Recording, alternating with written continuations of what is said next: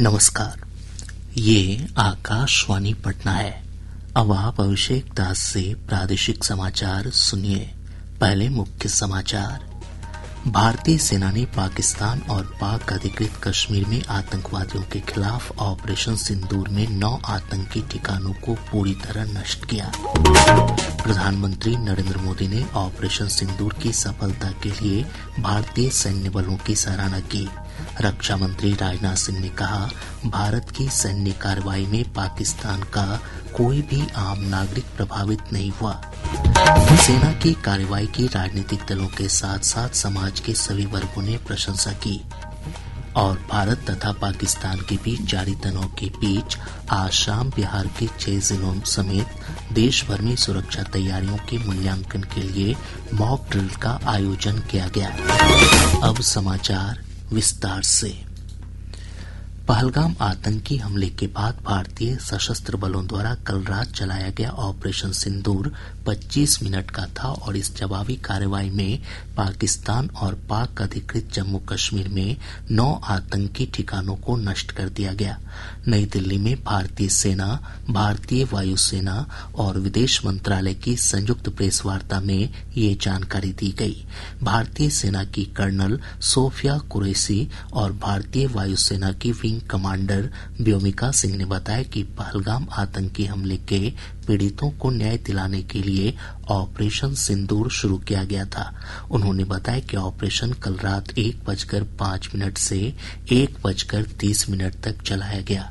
Colonel Sophia Qureshi ने operation सिंदूर का विवरण देते हुए पाकिस्तान अधिकृत जम्मू कश्मीर में स्थित आतंकी ठिकानों के नाम बताए हैं जहां भारतीय सेना ने कार्रवाई की है। सवाई नाला कैंप मुजफ्फराबाद, यह एक लश्कर-ए तौयबा का ट्रेनिंग सेंटर था। 20 अक्टूबर 2024 सोनमर्ग, 24 अक्टूबर 24 गुलमर्ग, 22 अप्रैल 2025 पहलगाम, इन हमलों के आतंकियों ने यहीं से प्रशिक्षण लिया था। सैयदना बिलाल कैंप मुजफ्फराबाद, यह एक जैश ए मोहम्मद का स्टेजिंग एरिया है। यह हथियार, विस्फोटक और जंगल सर्वाइवल ट्रेनिंग का केंद्र भी था। गुलपुर कैंप कोटली, यह एलओसी से 30 किलोमीटर दूर था। लश्कर-ए तौयबा का बेस था जो रजौरी, पुंछ में सक्रिय था। 20 अप्रैल 2023 को पुंछ में और 9 जून 2024 को तीर्थ यात्रियों के बस हमले में यहीं से आतंकी को ट्रेन किया गया था। बरनाला कैंप भिम्बर, यहाँ पर हथियार हैंडलिंग, आईईडी व जंगल सर्वाइवल का प्रशिक्षण केंद्र था। अब्बास कैंप कोटली, लश्कर-ए तौयबा का फिदाइन यहाँ तैयार होता था। इसकी कैपेसिटी 15 टेररिस्ट को ट्रेन करने की थी। कर्नल कुरैशी ने पाकिस्तान के अंदरूनी ठिकानों के नाम का भी जिक्र किया। सर्जल कैंप सियालकोट, यह अंतर्राष्ट्रीय सीमा से 6 किलोमीटर की दूरी पर है। मार्च 2025 में जम्मू एंड कश्मीर पुलिस के 4 जवानों की जो हत्या की गई थी, उन आतंकवादियों को इसी जगह पर ट्रेन किया गया था। दूसरा, महमूना जाया कैंप सियालकोट, यह 18 से 12 किलोमीटर आईबी से दूर था। हिजबुल मुजाहिदीन का बहुत बड़ा कैंप था। ये कठुआ जम्मू क्षेत्र में आतंक फैलाने का नियंत्रण केंद्र था। पठानकोट एयरफोर्स बेस पर किया गया हमला भी इसी कैंप से प्लान और डायरेक्ट किया गया था। मरकज ताइबा मुरीद के 2008 के मुंबई हमले के आतंकी भी यहीं से प्रशिक्षित हुए थे।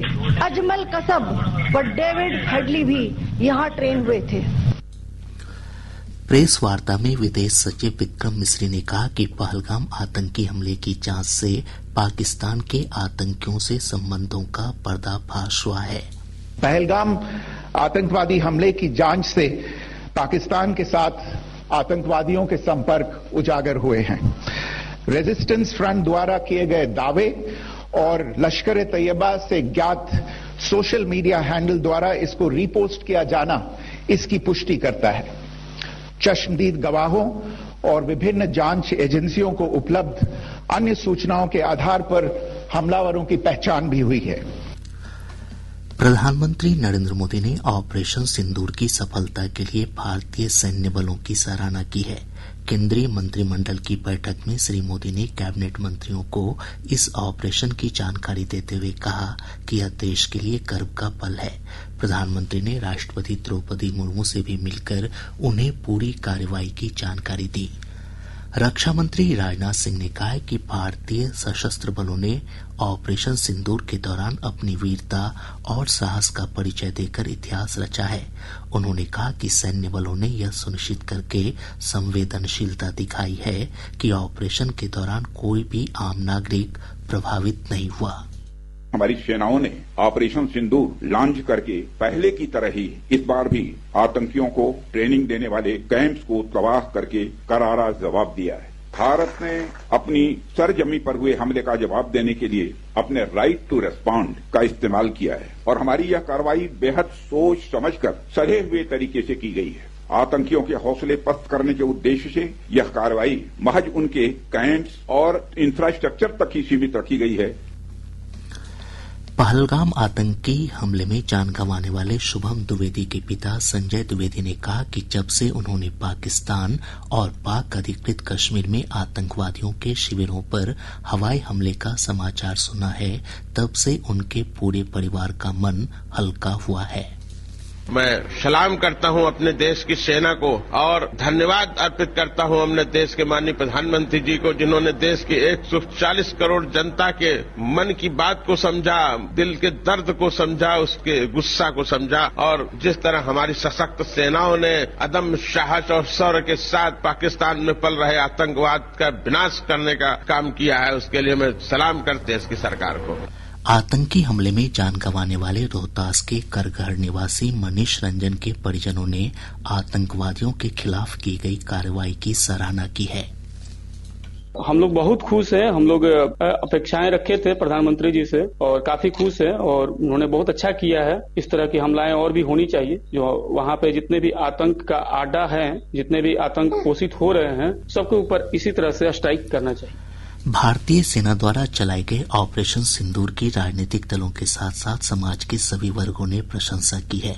मुख्यमंत्री नीतीश कुमार ने आतंकवादियों के खिलाफ भारतीय सेना की कार्रवाई की सराहना की।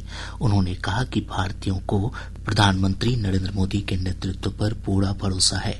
केंद्रीय मंत्री जीतन राम मांझी, उप मुख्यमंत्री सम्राट चौधरी, विजय कुमार सिन्हा, विधानसभा में नेता प्रतिपक्ष तेजस्वी प्रसाद यादव, कांग्रेस के वरिष्ठ नेता अखिलेश प्रसाद सिंह, एआईएमआईएम के प्रदेश अध्यक्ष अख्तरुल ईमान समेत विभिन्न राजनीतिक दलों के नेताओं ने भारतीय सेना के शौर्य और साहस की सराहना की है। आम लोगों ने भी ऑपरेशन सिंदूर की कार्रवाई की प्रशंसा करते हुए इसे आतंकवाद के खिलाफ एक निर्णायक कदम बताया। पहलगाम आतंकी हमले के मद्देनजर भारत और पाकिस्तान के बीच जारी तनाव को देखते हुए आज शाम बिहार के 6 जिलों समेत देश भर में सुरक्षा तैयारियों के मूल्यांकन के लिए मॉक ड्रिल का आयोजन किया गया। एक रिपोर्ट। घड़ी की सुई में जैसे ही 6:58 हुए, सायरन की आवाज से पटना, बेगूसराय, किशनगंज, अररिया, पूर्णिया और कटिहार जिले में जनजीवन थम सा गया।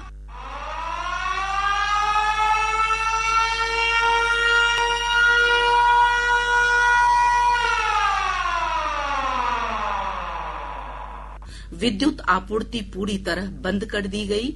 10 मिनट तक ब्लैक आउट की स्थिति बनी रही। सड़कों पर गाड़ियों की रफ्तार थम गई और गाड़ियों के हेडलाइट बंद हो गए। इस दौरान लोगों ने संयम दिखाते हुए प्रशासन का पूरी तरह सहयोग किया। एक बार फिर सायरन की आवाज बजने के बाद स्थिति सामान्य हुई। आकाशवाणी समाचार के लिए पटना से कल्पना झा।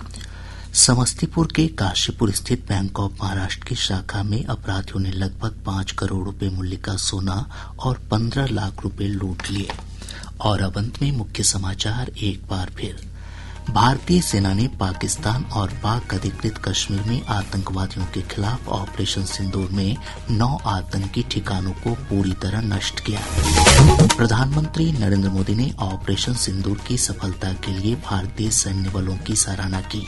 रक्षा मंत्री राजनाथ सिंह ने कहा, भारत की सैन्य कार्रवाई में पाकिस्तान का कोई भी आम नागरिक प्रभावित नहीं हुआ। सेना की कार्रवाई की राजनीतिक दलों के साथ साथ समाज के सभी वर्गों ने प्रशंसा की। और भारत तथा पाकिस्तान के बीच जारी तनाव के बीच आज शाम बिहार के 6 जिलों समेत देश भर में सुरक्षा तैयारियों के मूल्यांकन के लिए मॉक ड्रिल का आयोजन किया गया। इसके साथ ही आकाशवाणी पटना से प्रसारित प्रादेशिक समाचार का ये अंक समाप्त हुआ।